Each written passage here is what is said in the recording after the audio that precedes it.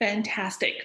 So when I give sort of static Zoom talks, I'm not very much fun. I apologize. So I tried to put the word fun in the title so that you guys hopefully think that this talk is going to be fun because fun was in the title. So this is all joint work with Scott. Him and I have been working for a long time together on various things. And one thing that we became interested a few years ago in was this new additive invariant. It's kind of a generalization of both tunnel number and bridge number. And as you all know, tunnel number is very not additive. So that's why it's exciting. So what I'm going to do today is kind of try to define this invariant. It's somewhat complicated, so that would take several slides.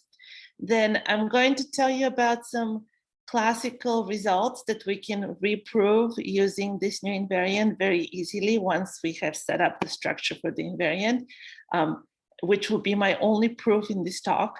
And then I'm going to tell you about some new things we've proven with it that were not previously known as far as I know. So that's the plan. So let me try to define this thing. I have to do some, I can't see my own slides. It's a little bit weird. Okay, I got it. So, so I want you to go back to thinking about Heegard splittings. So when you do Heegard splitting, you decompose the manifold into two handle bodies. And what is a handle body? Well, a handle body is some collection of three balls together with some one handles. You can play a similar game when you have a knot, and let's think about knots in S3 for the moment. You can build every such knot out of gluing together two three balls that each contain boundary parallel arcs. And so the way you can build the pieces, the three balls with boundary parallel arcs, is to take some three balls, potentially some of them with a single boundary parallel arc, and connect these things with one handles. All right. So Heegard splittings were very useful. So now we have generalized Heegard splittings. So when you have a generalized Heegard splitting, you're building your three manifold out of compression bodies, multiple of them. And so these trapezoids represent the compression bodies. The shorter side of the trapezoid is the thin surface, the negative boundary component, and the longer side of the trapezoid is the positive boundary component of the compression body. And what the compression body is a surface cross eye, some collection of surface cross eyes, and some three balls with a bunch of one handles. Okay, we can do the same thing for a manifold containing a knot. And you still have the same compression bodies, but this time you also need to put the knot someplace, and the knot is contained in the compression bodies, and it intersects them in nice ways. In particular, it intersects the F cross eyes in vertical arcs, and then you can add a bunch of one handles, and those one handles can have a piece of the knot as the core as well. So this is all stuff that has been done by Marty and Abby and various other people. Okay, so we want to generalize this construction to graphs. So now we're going to have a manifold, and gamma is going to be a valence 3 graph. It's allowed to have multiple components. It's allowed to have knot components. It's not required to have any vertices. It is not allowed to have vertices of valence 2. So if you have vertices of valence 2, you should merge the two edges and get rid of that valence vertex. And it's also not allowed to intersect if the manifold has boundary. And if any of the boundary components are spheres, it is not allowed to intersect any of those spheres in a single point. So if you're going to have sphere boundary components, and if the graph is going to have endpoints on that boundary component, you have to have at least 2 on every sphere. Okay, so we're going to decompose the manifold into pieces. And so I sort of want you to think of this as generalization of kind of a generalization and a merging of generalized Heegaard splittings and sort of bridge decomposition. So in terms of three manifold structure, what you see is compression bodies for each of the pieces. And then the graph can intersect those pieces in specific ways.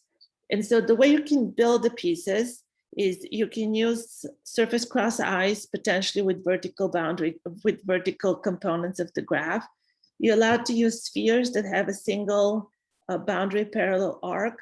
And you're allowed to use spheres that have a tree, like a valence 3 vertex with the edges coming out. So that's how you get those things.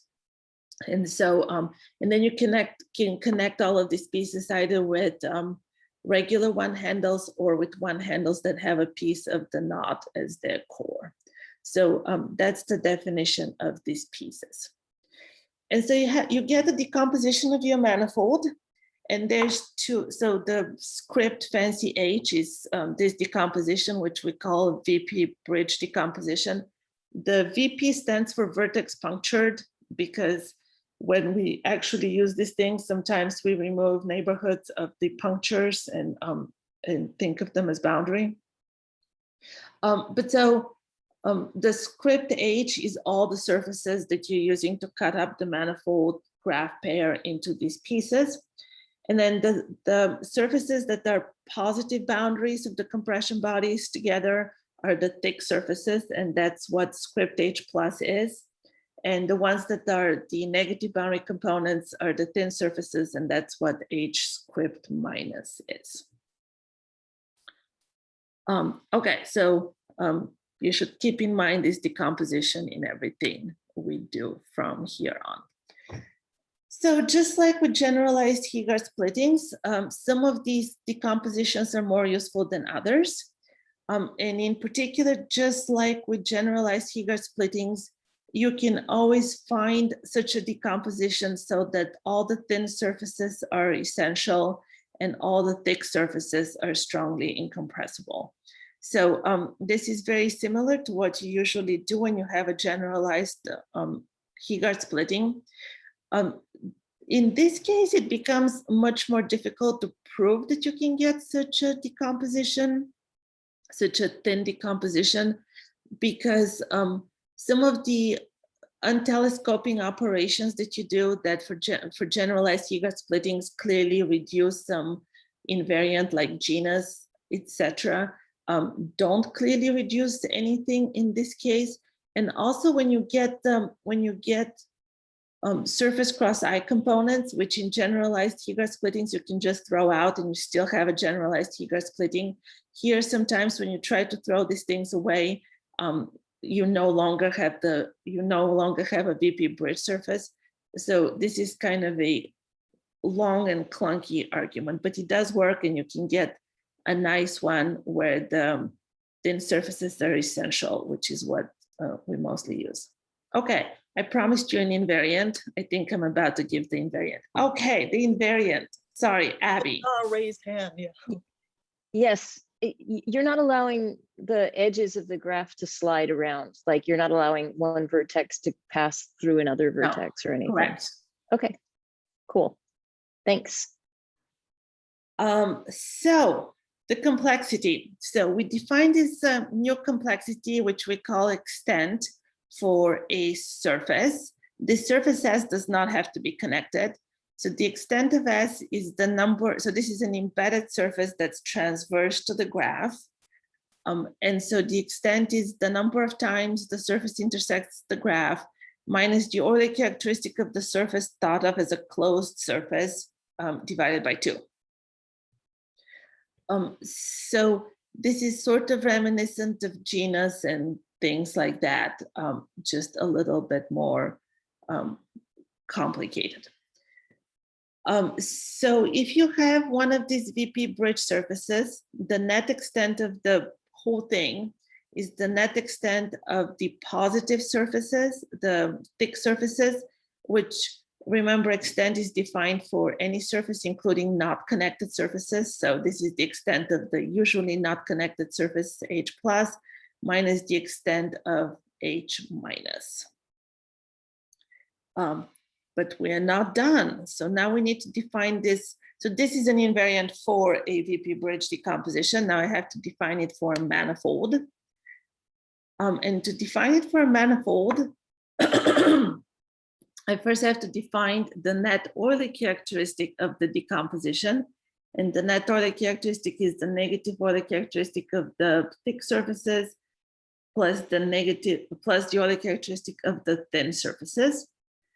And so what net extent of the manifold graph pair is, well, it's a whole family of invariants, I guess, indexed by this X. And so what you do is you take the minimum over all possible decomposition of the manifold graph pair with net extent less than this X. And then you take the minimum net extent over all of these things. So the two specific examples you should be thinking about while I talk is that if you are looking at net extent at -2, you're looking at the decompositions of the manifold by spheres. By the way, obviously, the net extent only exists for big enough X because not everything can be decomposed by spheres, for example. So I think X needs to be, yeah, I forget. But it has to, as your manifold gets more complicated, your X needs to be bigger to actually get a decomposition. But so if you have net extent at -2 that looks at the minimum net extents over all decompositions that are just done with spheres. And the other important one is net extent at infinity, in which case you're looking at all possible decompositions. So for specific, is this typically difficult to calculate? Oh, it's awful.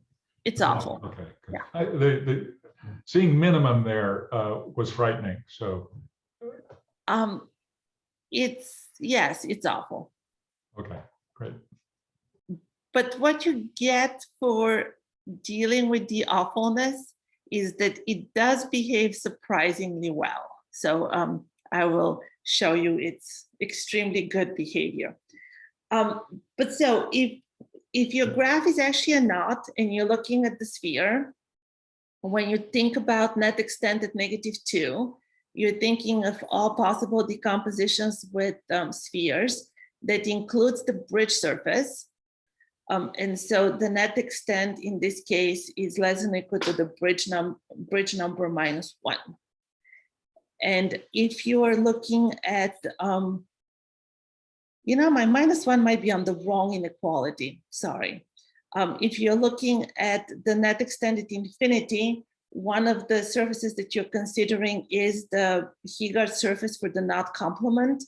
And so the net extent is less than or equal to Tanner number -1. I think I moved my -1 to the wrong equality when I wrote this, sorry.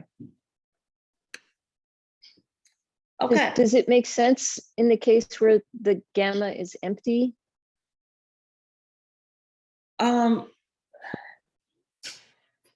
Yes, it does. It does. But if gamma is empty, you're not getting anything more useful than what you would get when you're doing something. I think if gamma is empty, you just get genus or other characteristic or something, because in that case, when you compute extent, your number of intersections with gamma is 0. So extent becomes like all the characteristic over 2. So you probably shouldn't mess with that if your gamma is empty. Okay, so why is this thing that's so awful to define actually fun? So it detects the knot, which you want all invariants to do. So if you take the pair M gamma to be irreducible in this case means that there's no essential spheres disjoint from gamma, and also there's no essential spheres that intersect gamma in a single point. If every sphere in M separates and gamma is not empty, and if there's no summands that we sort of, that they're sort of trivial, like you cannot have summands that are length space core loop, length space half link, or S1 cross D2 core loop, then if the net extent is 0 for any X, then M gamma is actually the 3 sphere and the unknot.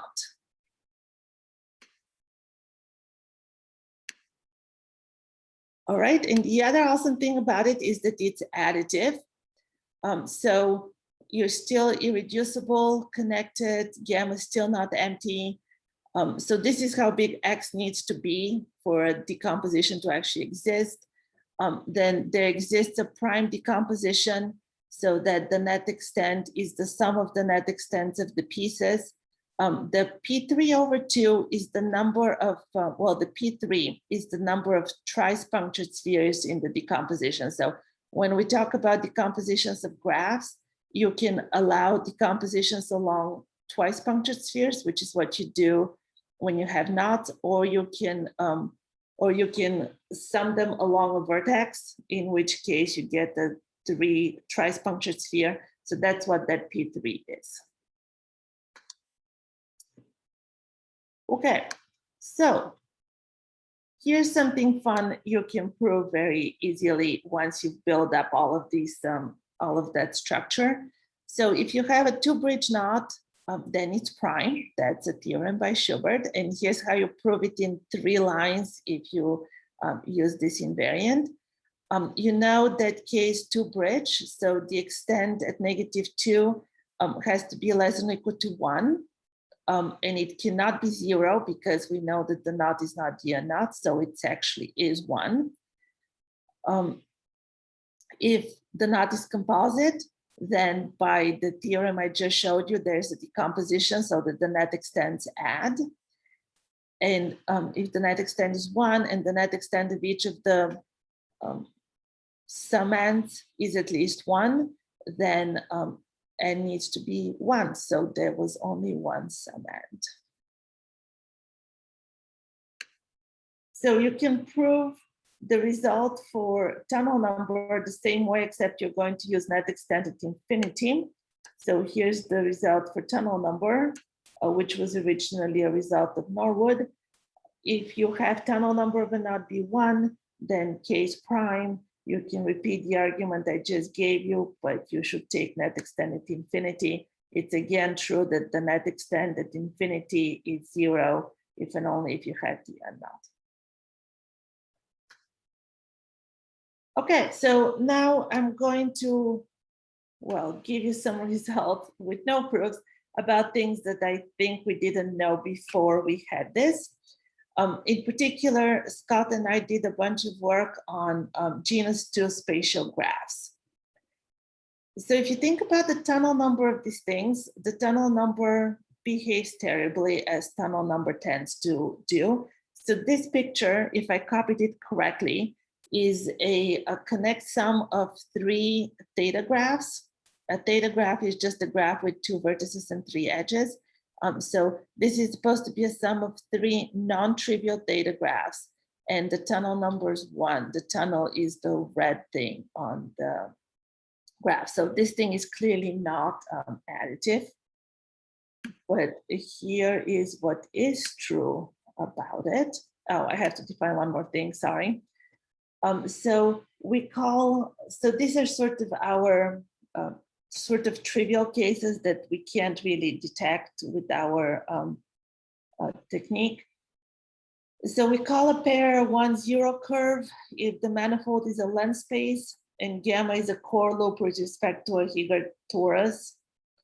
And we call the pair a hop graph if gamma is a handcuff graph, which means exactly what you think it means. It has 2 vertices, 2 loops, and 1 edge that's not a loop.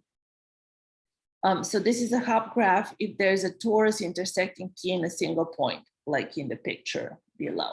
So these are the two sort of trivial cases.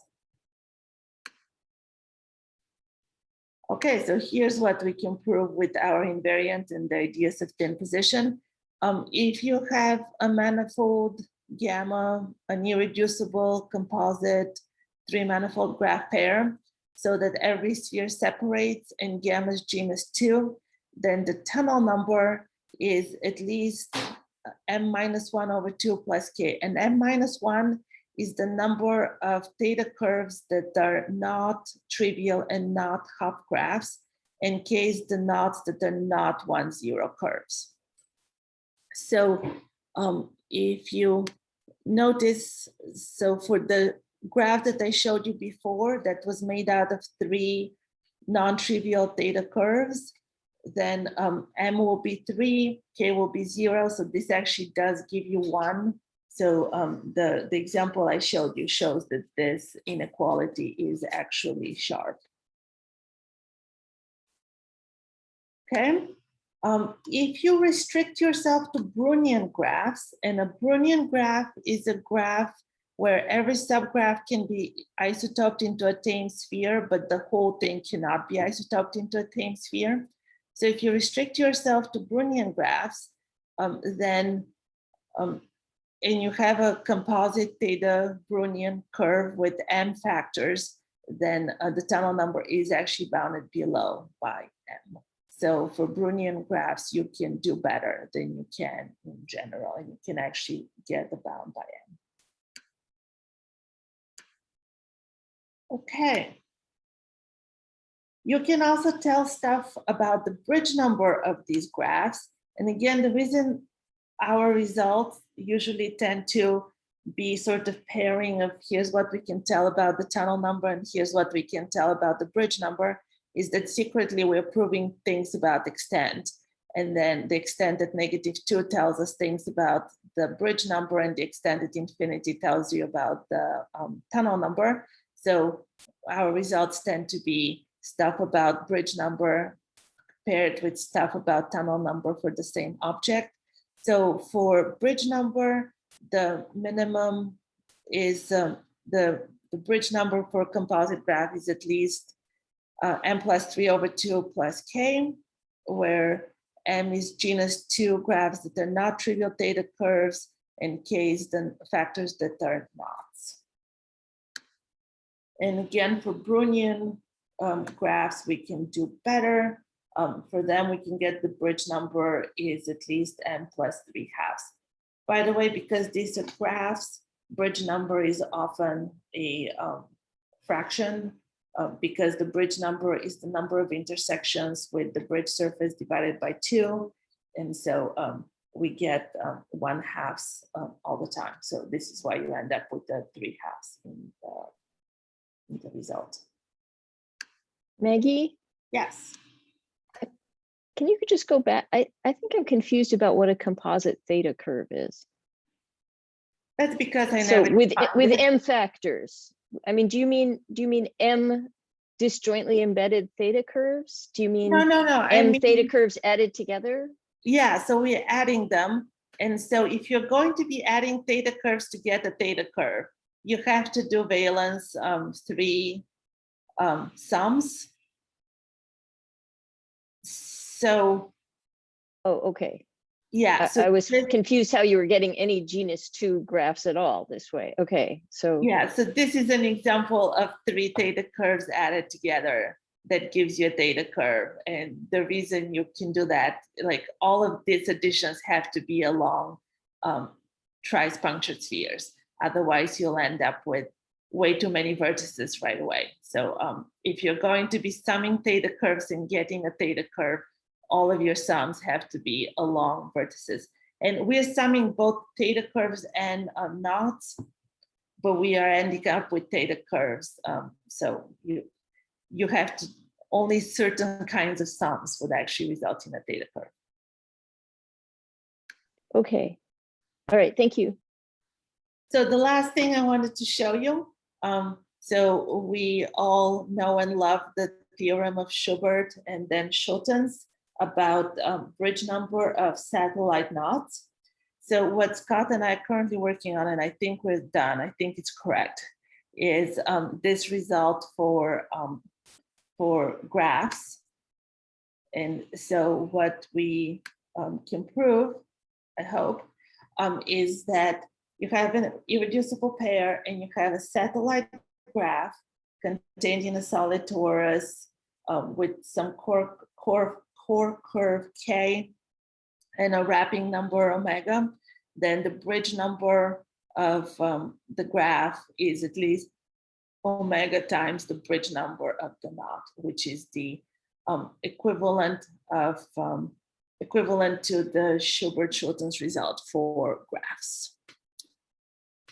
So thank you all for being here, and thanks to all the organizers for organizing. It has been a really fun conference, actually. I've totally enjoyed it. Great. Are there any questions?